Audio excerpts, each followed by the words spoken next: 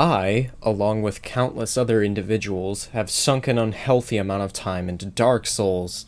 I have spent so much time playing Dark Souls, my playthrough for this video took less than 7 fucking hours, when my first playthrough took me over 2 full days worth of time to finish. It is safe to say I know my shit when it comes to Dark Souls. I have played through it more times than I can count on my 2 hands, and this is probably why I cannot maintain a healthy relationship. I know some of you may be concerned about the length of this video, but I have separated portions of it into timestamps so you can watch them individually like a bunch of smaller videos. You don't need to sit and binge this whole thing all in one go if you don't have that kind of time or patience. I've also made this video in such a way that you can listen to it while going about your daily tasks, but the video is there for those of you who actually want to watch it rather than listen. But I am extremely passionate about this game, and this video's length justifies it because I believe this game deserves that kind of analysis. Granted, this video won't be as long as some Dark Souls critiques out there, but I'm only aiming to discuss the elements that I am aware of, and not all of them in the game. With that point aside, I love Souls games. I think it goes without saying that From Software's games starting with Demon Souls and up to Elden Ring have been almost flawless in terms of their core design, to me personally, allowing for so many different contextual situations with their endlessly replayable gameplay loops.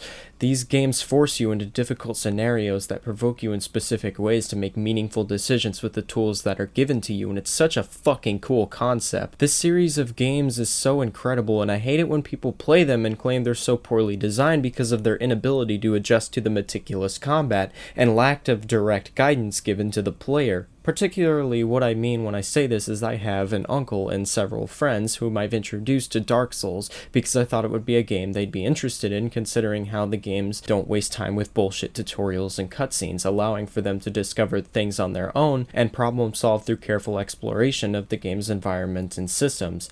I thought they would find interactions with the NPCs, bosses, and various environments to be meaningful, but so far they've just become frustrated with the game. I've been coping and seething over this fact that they refused to give Dark Souls a fair chance after running into the fucking graveyard right after the Undead Asylum and getting cleaved by skeletons instead of exploring their environments thoroughly. They jumped to conclusions saying the game was poorly designed for not telling them that the graveyard was a late game area they probably shouldn't have been attempting at that early point in the game. First of all, I agree with the sentiment that Dark Souls combat is slow compared to most games, but the pace of combat is entirely dependent upon your skill as a player. Most of these new players use their shield and rarely practice dodge rolls or timing things properly, and they just don't get it.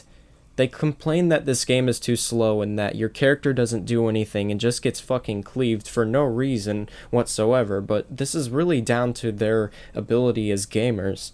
Quick question. Why the fuck do you still hate Dark Souls? Dark Souls? Why do you hate it so much? Of it is the lack of gratification of like I get like the action is. Hang on, you're breaking. It's like there's such a delay between fucking up and having to sit there and watch your character fucking die because you fucking didn't time something right.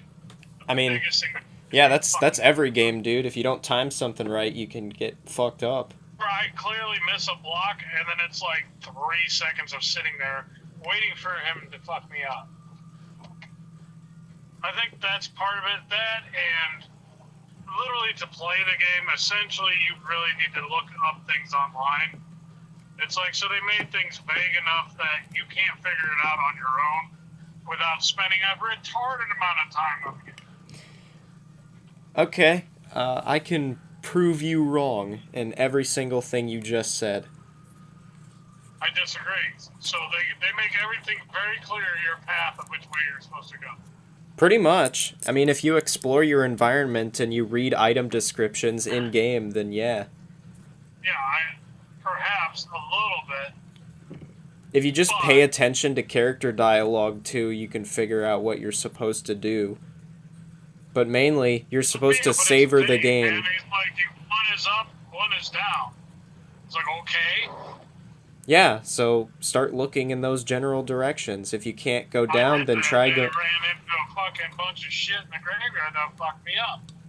Well, I've told you, the graveyard is not an early game area. They put it there to fuck up new players. I still think the game is dog shit. Some of the key points that they have highlighted with this game and why they don't like it is the quote-unquote lack of gratification. First of all, there is a lack of gratification in every single video game when you fail to win the game. That is what is known as a failure state and occurs when a player does not adapt to the gameplay at hand. What, so you just want to get rid of failure states and have games that have no challenge to them whatsoever? What the fuck? Get the fuck out of here. They also claim Dark Souls to be unfairly vague and confusing, and that because the game doesn't tell you specifically where to go that they think this is very unfair, a hypocritical assessment on their behalves considering their favorite games are Super Metroid, Castlevania Symphony of the Night, and Legend of Zelda, A Link to the Past. Dark Souls has this exact kind of world design and structure in terms of gameplay, but yet they refuse to play the game past the Bell Gargoyles and thus have no frame of reference, and they haven't even truly discovered the magnanimous interconnection of Dark Souls' world. Also, the fact that they complain this game gives you zero direction, which it fucking does, compared to these old games that I just mentioned, but Metroid and Castlevania do, despite never giving you any other goal other than to rescue a baby Metroid or destroy a castle. From what I remember, both Super Metroid and Castlevania on my first playthrough were incredibly frustrating and vague, because just like my first playthrough of Dark Souls, and I've had this pattern with a lot of other games. But the fact that these games don't tell you where to go and they let you figure things out on your own is where the depth comes from. Super Metroid and Castlevania are not poorly designed for their lack of direction.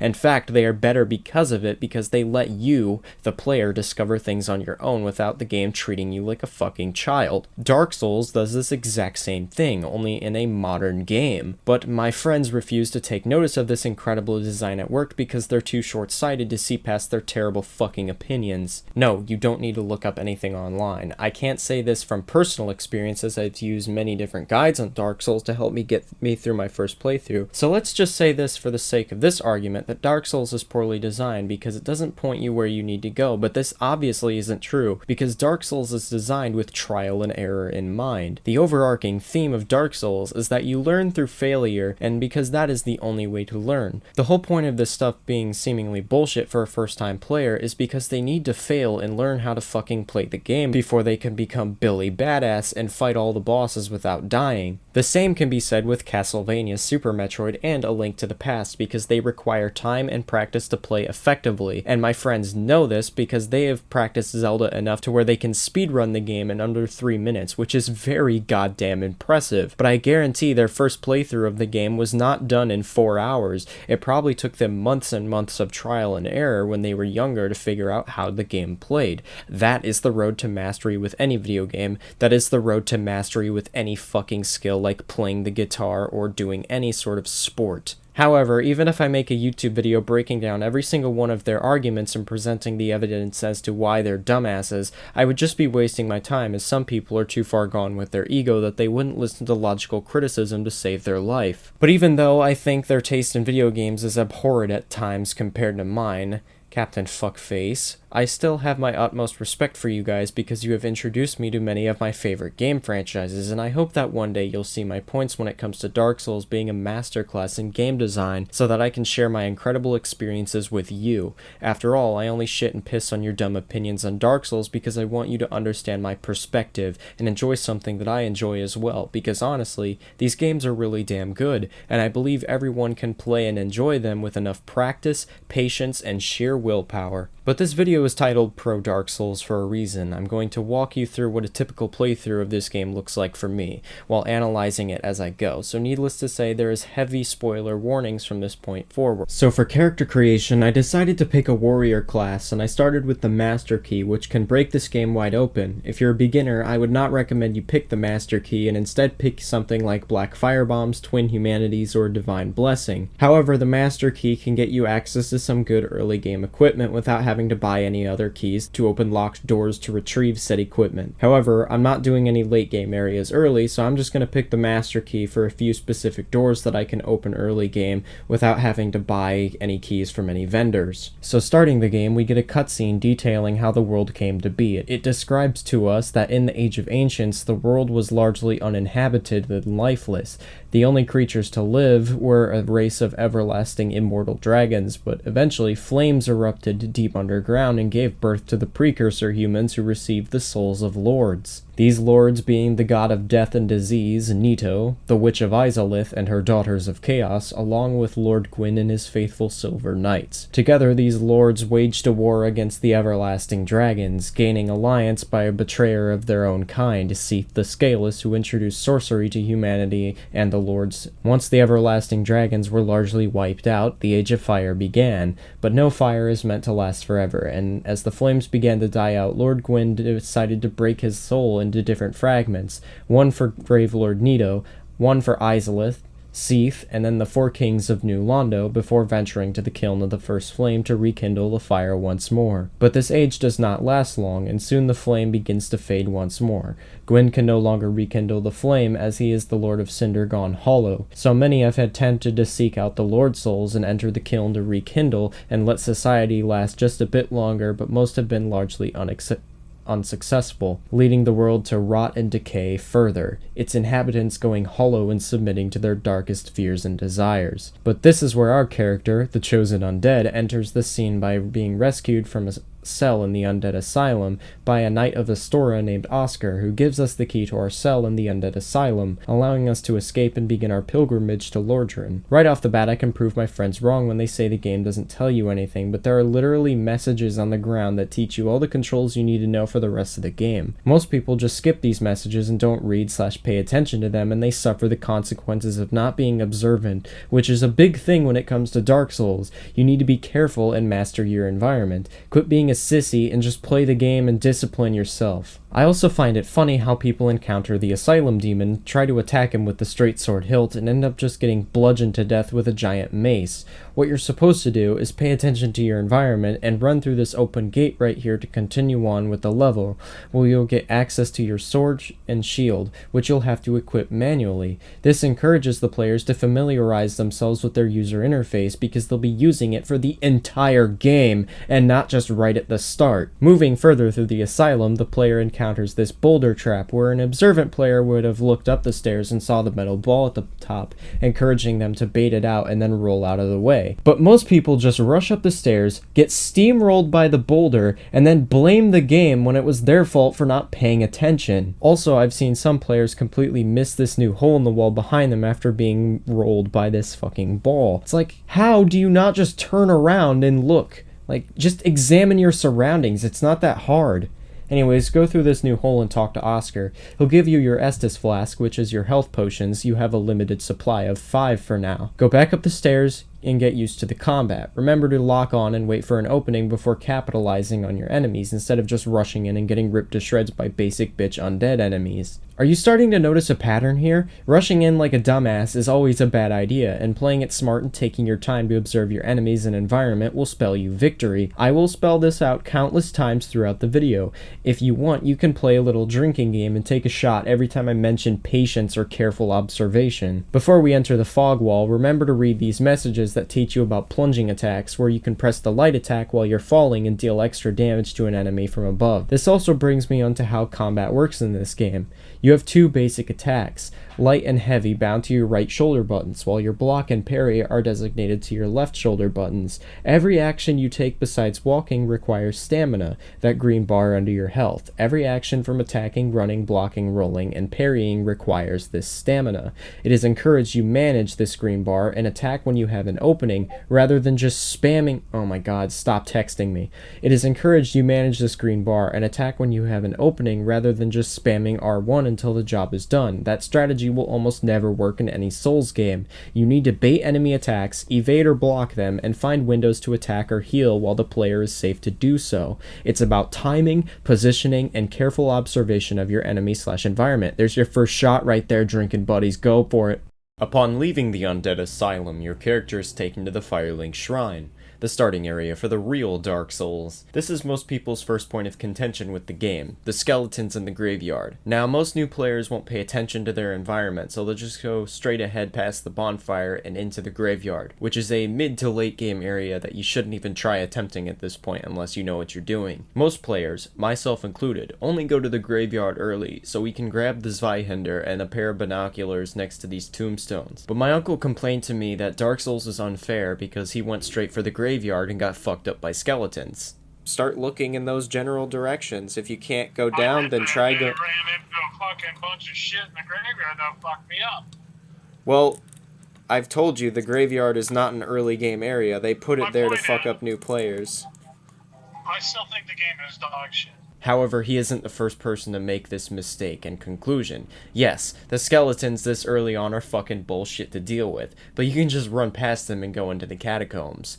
Which, I don't know why you would do that if you didn't know what you were doing, but hey, you can, there's nothing stopping you. Which, by the way, some experienced players do this first thing, because there's a boss in the catacombs that, when killed, allows you to carry up to 20 health potions instead of just 10, but most people shouldn't be attempting the graveyard this early on. So I told my uncle to go up the side of the cliff, and this was lo and behold much more manageable for him, but he still complained that the game was bullshit because your sword swings aren't instant like Link to the Past or fucking Castlevania. But this game isn't Link to the Past or Castlevania, nor is it even that fucking slow. I don't get how someone's attention span can be so fucking low that they can't just play a game with a different combat system than they are used to. Sometimes I start to wonder if that man ever has fun with video games to begin with. Now, in case you haven't gotten it yet, this area really hammers home the idea that you need to be careful and not charge into areas without first considering the challenges/threats ahead. You're going to start running into some problems, like guys tossing firebombs at you up top, and most infamously the Black Knights, which can most certainly kill you on your first playthrough. So don't stress it or feel too bad when I can completely breeze through it, one-shotting all the enemies with the Zweihander and parrying the Black Knight to death. You're just a beginner. You shouldn't feel pressured to blaze through the game like I do. Take your time, and most importantly, don't give up.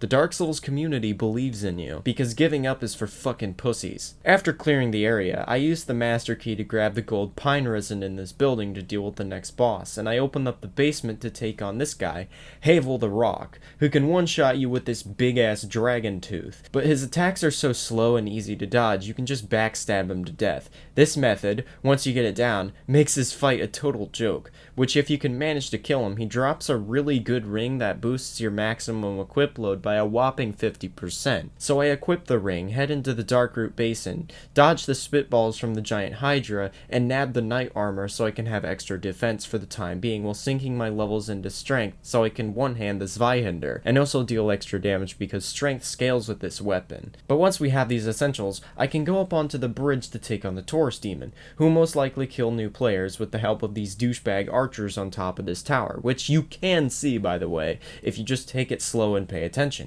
First-time players are most likely going to die here, but this is no big deal because contrary to belief, there isn't really a big punishment for dying in a Souls game.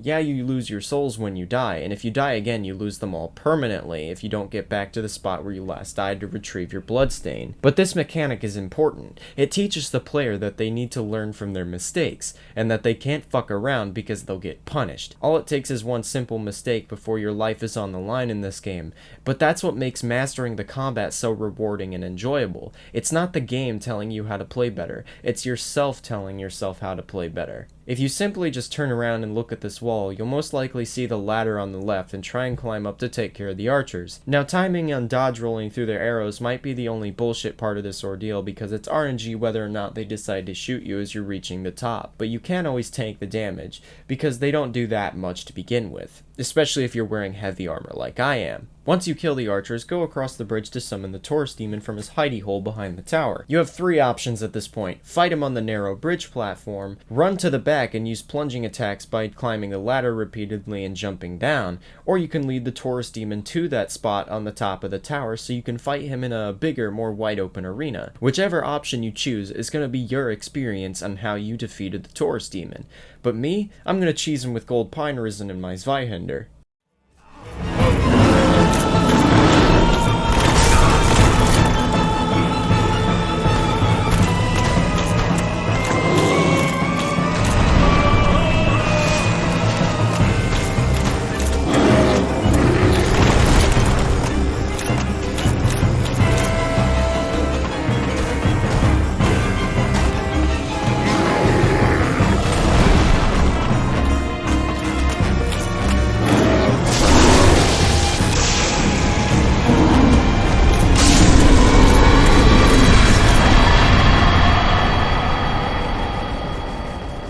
If I sound different in the next part of the video, it's because I'm away from home and I'm using a different microphone to record with, so sorry.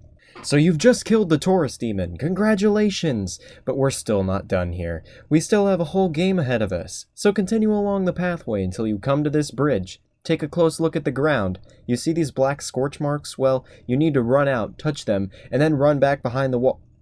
Shit. Okay, yeah, this is kinda bullshit. This is one of the things my uncle pointed out to me being outright poorly designed in Dark Souls, because he said you can't avoid this fire breath from the dragon.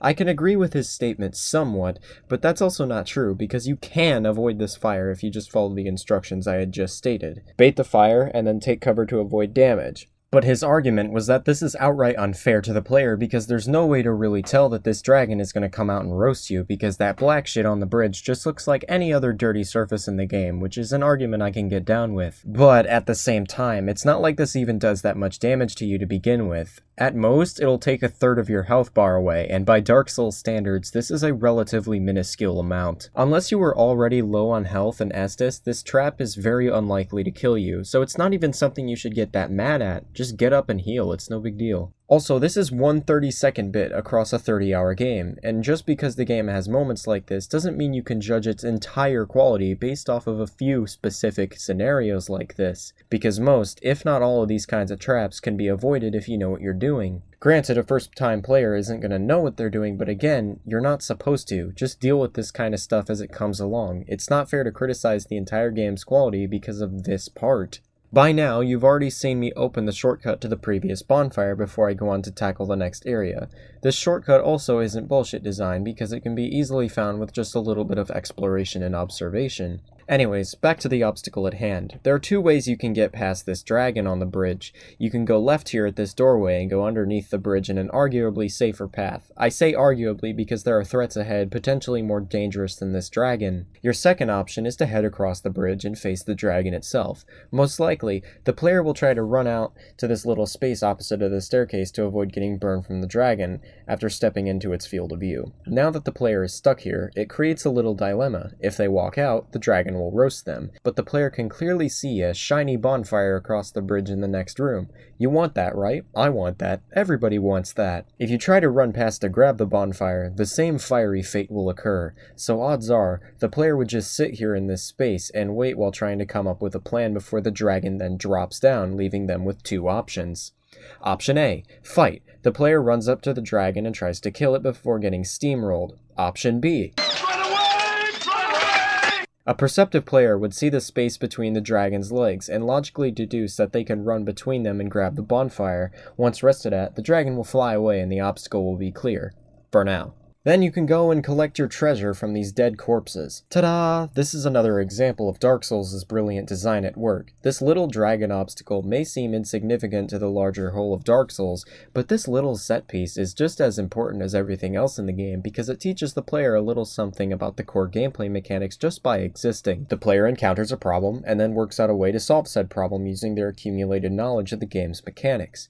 Most people would say it isn't complicated to just run past the dragon here, but it's surprisingly more in-depth and well thought out than an initial perception might give. Anyways, once you make it into the next area with this armored boar, you encounter another one of Dark Souls' brilliant level design challenges. At first I tried to run past here to go through the gate up ahead so I could skip the whole area, but I got fucking shit on, which is kind of a good thing in retrospect, because now I get to spend 5 more minutes talking about a seemingly insignificant gameplay section. So on my second go around, I decided to run up along the stairs and take out the archers first thing, but I ended up making a mistake and got swarmed. Where a lot of new players would die here and get frustrated, I came out on top due to patience, positioning, and careful management of my attacks, dodges, blocks, and heals. I'm going to just let this section play out for itself, and I'm going to annotate in the top right of what may have been going on in my mind in the moment to give you an idea of the thought processes we Souls veterans go through when playing these games.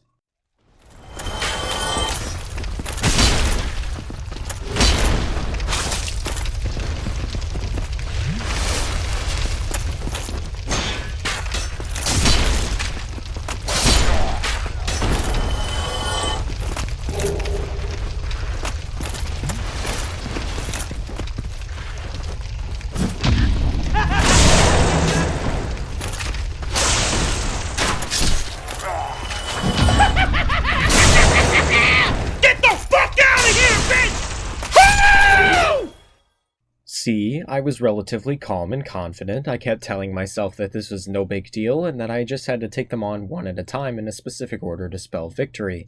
I didn't just go in sword swinging. I had a plan. Take out the archers and the swordmen first, because the spear guys aren't too big of a threat. Granted, I parried the last two hollows to death, but you can still do the same block and counterattack method you've probably been using a lot up to this point. Also, you can use these alluring skulls left on this corpse on the overpass to kill the armored board by tossing them into the fire pit. The alluring skulls will attract any enemies to a specific area when thrown. This was a completely intentional design decision, and it is a fantastic one at that, which completely changes the way a player can tackle this obstacle. After clearing the area, the player will encounter weaker hollows and a narrow bit of level design up ahead, but this is still just another instance of being careful and taking your time to take out the enemies methodically. Even with basic bitch enemies like this, they can still fuck you up fairly quickly if you're not careful. Eventually, I come out to this little area with a Balder Knight, and if you can't parry, I suggest you try to block or evade his attacks through normal means, but be careful, as you have a limited time to do so before a shielded spear hollow will come up and shank you from behind. A thing you can do with enemies in this game is aggro them, lead them to a previous area you're more familiar with, and then deal with them in an easier way. Remember, there's no wrong way to play the game as long as you're winning. One thing I will give Dark Souls credit for is its enemy placement. It's deliberate and always manageable. The game will challenge you, but that challenge is never unfair, because you always have the tools at your disposal to get through encounters like this. It really just boils down to your ability to get good. After grabbing the next bonfire down this pathway, be sure to head downstairs and talk to Andre the blacksmith, who will allow you to trade in Titanite shards and souls to strengthen your weapon to do more damage. After talking to Andre, it's time to go into the church itself to take on this Templar Knight, who upon killing will drop a Titanite shard and give you access to this Firekeeper soul, which brings me to my next topic of discussion, the humanity system. A lot of new players struggle with the humanity system in Dark Souls because it's kind of cryptic. This was another thing my uncle criticized about Dark Souls, because it doesn't explicitly tell you how to use humanity to make yourself human and kindle bonfires. But I consider this argument also invalid, because right when you land in Lordran, you're told that you can level up and kindle at bonfires. A perceptive player would have likely seen this pop up and thought to themselves, what is kindling? Then they would probably try to kindle at the bonfire before getting the message that they need to be human in order to kindle, and after doing that, they click the reverse hollow option. This will then tell them that they need humanity stocked up. The player could then walk over to this well right next to the bonfire, pick up the humanity, and then try to kindle this bonfire using the item stock up. Same with Firekeeper souls. When you find a Firekeeper soul, it's best to take it to the mute girl in the cage beneath the bonfire in Firelink Shrine, where the player would see the option to offer the Firekeeper soul and strengthen their Estus flask. My uncle claims to me that it's improbable that anyone would think to explore the game this thoroughly and would need to look it up, but that's simply not the case, and only emphasizes my point further that you need to pay attention and experiment in this game. Dark Souls is not going to treat you like a baby. It trusts you to figure these things out on your own. You don't need to spend a quote retarded amount of time online, because once again, the game gives you everything you need to succeed. But if you get absolutely stuck, there are plenty of resources online that can help you understand the humanity and kindling system much more thoroughly than just experimenting on your own. And these videos usually aren't longer than 5 to 10 minutes, which is not a quote retarded amount of time. In fact, 10 minutes is not fucking long at all. Also, if you find an item and you don't know what it does, your first instinct should be to open the inventory and read the description, because 9 out of 10 times, the game will tell you exactly what that item does. Not necessarily how to use it, but again, you gotta figure that shit out for yourself, and there are plenty of ways to do so, be it experimenting on your own or by watching a 3-minute tutorial video to get you up to speed with the game's mechanics. I hate how when people play Dark Souls, the veterans tell new players not to look anything up at all because that's cheating, but that statement is being disingenuous because Dark Souls is a heavily community-focused game, based on player interaction through messages and real-life communication. It is your prerogative to take part in the community and use the tools provided to you. For games like this, before we had the internet, we had strategy guides in our friend circles to help us through tough sections, but now that we have the internet, it's okay to use it if you get absolutely stuck, because every video game since the dawn of time has had cryptic or unexplained mechanics, ergo Faxanadu, Castlevania, or Link to the Past. If you get stuck on something, it's okay to ask for help and do a little research. That's how learning works. Just because a game is hard doesn't mean you have to go at it entirely alone. Anyways, once you get to the top of the Undead Church, there's this 6-eye channeler wizard who can do this stupid dance and buff the hollows around him, allowing them to nearly two-shot you. It's advised you lure them one by one down this hallway and take them out one at a time before you try and kill the wizard. Sometimes the wizard will come after you first, but you should still lead him down this hallway and deal damage accordingly. Once you kill the channeler, he won't respawn anymore if you die after this point. But do take heed, his hollow minions will respawn every time. But don't try to run past them, just be patient and take them out one at a time using the hallway. Also be sure to head up here and open this cage and free Lautrec. More on him later. After you reach the top of the church, you'll come to this fog wall to the area boss. If you're human, there will be a summon sign for an NPC named Solaire. He is a great help and can make this boss much easier if it becomes too much for you. But I'm not gonna summon Solaire because I'm confident enough I'll wreck these guys. In fact, watch me do it.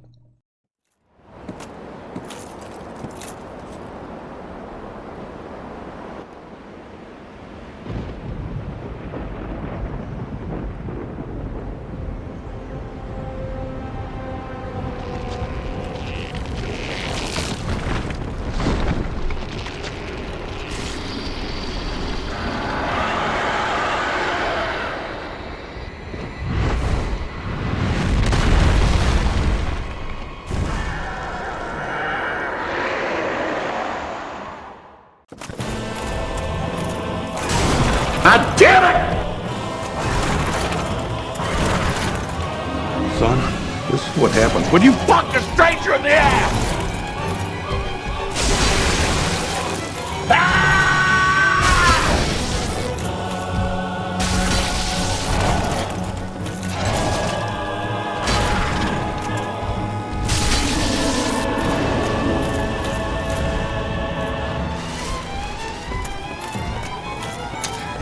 I'm gonna fuck you up.